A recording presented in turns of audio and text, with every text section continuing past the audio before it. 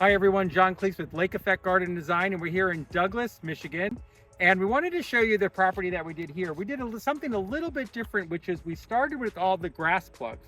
So we have a mixture of Little Bluestem grass, some Prairie Dropseed up along the walkway here, and also some Sideoats Grama that's in here as well.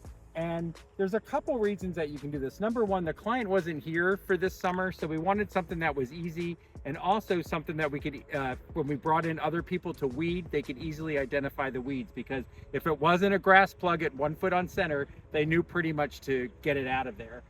The other reason, it's really cost-effective way to get, if you want to phase in your garden.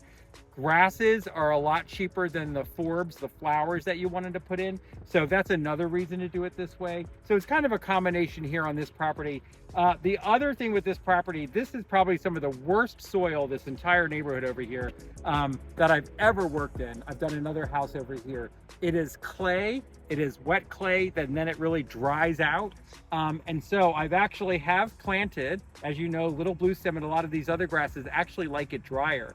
So one of the things we did was we put the plugs in, we monitored, I came in with a moisture meter. We've never watered this grass. And you can see it's actually doing really, really well. This area seems to be doing a little bit better down here, also a different supplier.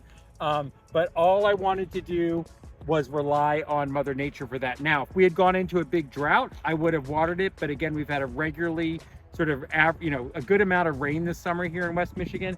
So I have added no water to this grasses and letting the bottom dry out. The next phase of this will be for us to do pockets of forbs that the deer won't eat, which we'll do our best to figure out what that should be. So again, my name is John Cleese with Lake Effect Garden and Design. I hope you'll follow us on YouTube and Instagram and TikTok. And of course, if you want to learn more about native plants, you can go to the website at lakeeffectgardenanddesign.com.